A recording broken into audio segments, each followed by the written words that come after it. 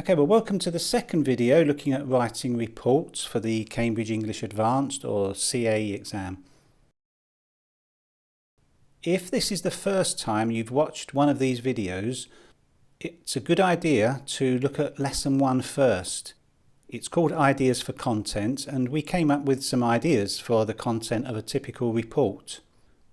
In this lesson, we'll be looking at organising reports, which, by the way, are similar to proposals, which is another of the writing tasks in the CAE exam. Okay, well, this was the task we used in the first video lesson.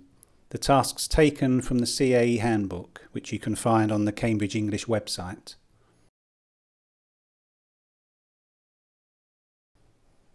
Okay, so as I said earlier, in lesson 1, in the previous lesson, we looked at the kind of content or ideas you could use to answer this question.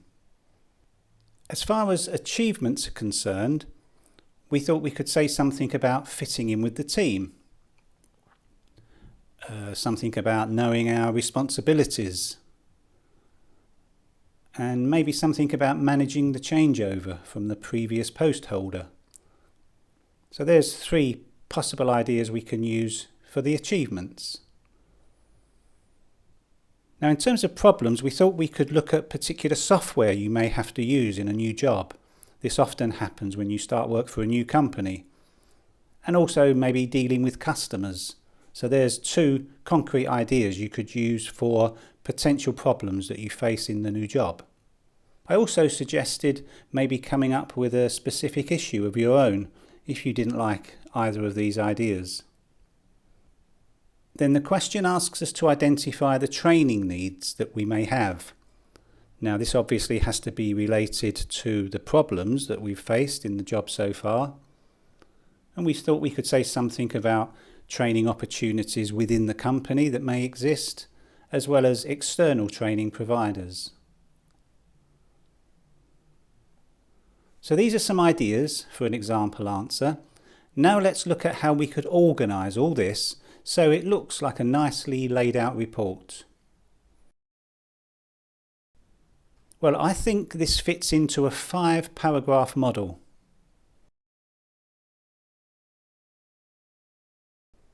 In the first paragraph, we have to explain our reason for writing the report. So a short introductory paragraph can go here.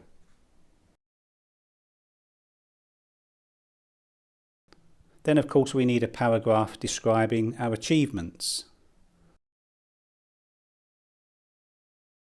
Then a separate paragraph outlining any problems we may be having. And then, of course, another paragraph looking at training.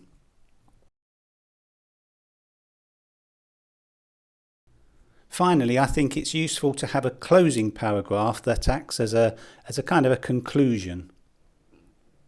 So 5 paragraphs altogether. So let's try writing the report. Now, in the reasons for writing section, this is pretty straightforward as we're told what this is in the question. Now, here's a bad way of explaining our reasons for writing the report. There are 3 things wrong with this introduction. How many can you spot? Stop the video if you need time to think. Okay, well, to start with, remember this is a report, not a letter. So we don't start with Dear Sir.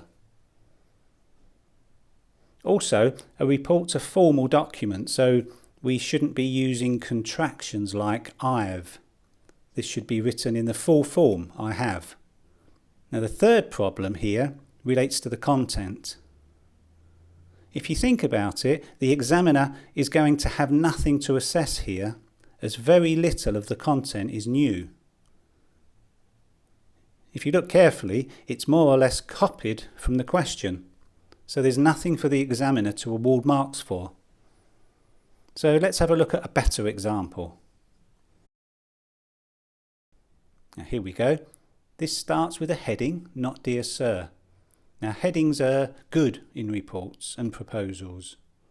If you use headings, you're showing the examiner you appreciate the difference between a report and a letter, for example. You can underline the headings or not, that doesn't matter, but do try to use them. We've also avoided contractions, so we have I am writing, not I'm writing. And finally, notice how I've paraphrased words and expressions rather than copying from the question. So we've got as requested instead of been asked. We've got to support the meeting instead of in preparation for.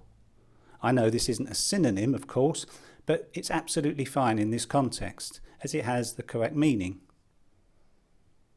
I've also added a date.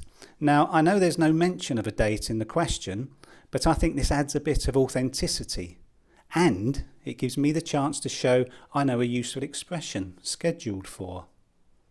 So that's our introduction. Let's move on to achievements.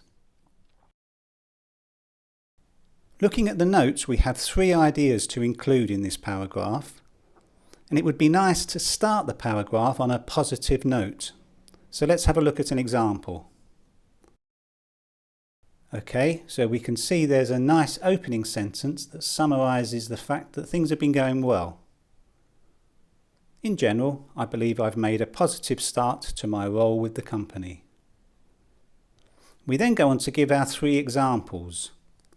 I've quickly fitted into the team and have been working effectively with my colleagues. I have gained a clear understanding of my responsibilities within the department and the wider organisation, and feedback from colleagues suggests I've managed a smooth transition from the previous post holder.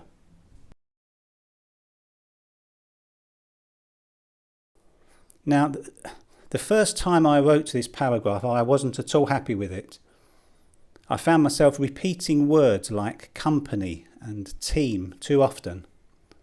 So I made an attempt to use a wide range of synonyms to show a better use of vocabulary. So instead of repeating company, I used organisation. And to avoid repeating team, I made use of colleagues, department, and members of staff. So this is going to earn much better marks in the exam than if I'd repeated the same words again and again. Now let's turn to difficulties. I'm just going to use the 2 problems we came up with, namely using software and dealing with customers.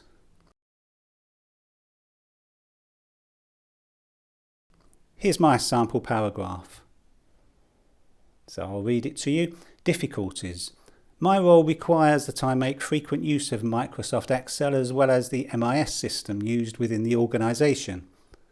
I feel I'd be able to work more efficiently if I had a greater understanding of the potential this software offers. Additionally, I'm responsible for taking phone calls from members of the public and have occasionally had difficulties dealing with complaints.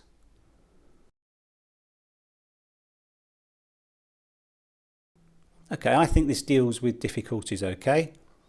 I try to pay attention to the fact that this is a formal document and try to avoid informal vocabulary.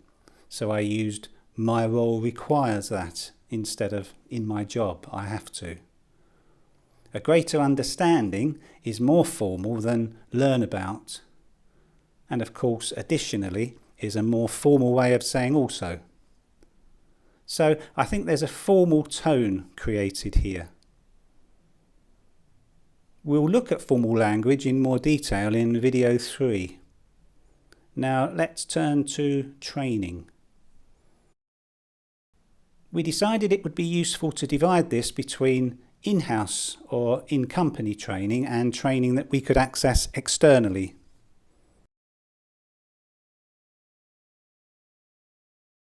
So in my example, I linked this paragraph with the preceding one by starting with bearing in mind these particular issues. As you can see, I go on to write, I have spoken with the Human Resources team regarding training. I understand the company runs in-house workshops on using the MIS system, which I think I would benefit from attending. Perhaps we could discuss the possibility of making use of external courses in using Excel and customer service training during the progress meeting. So I think that's okay for training. Finally, we need to bring the report to an end. Here's an example of one way you could do this, and there's one big mistake. Can you see it?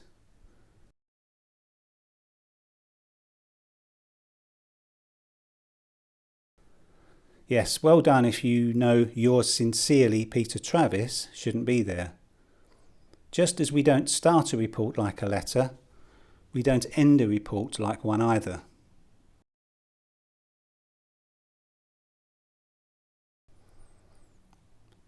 Hopefully, as you can see, the headings make our organisation of the report really easy to follow. And at 243 words, this is around the length of the report you need to write. So that's the end of this video. Our next lesson will look at the use of formal language in a report. And before you go, if you're preparing for the CAE exam and would like help with your writing, check out Exam Success Plus. Each series contains model answers to the writing tasks that appear on the Flojo website. And if you'd like to get feedback on your writing, find out how our writing critique and correction service can help you ace the writing paper. Many thanks.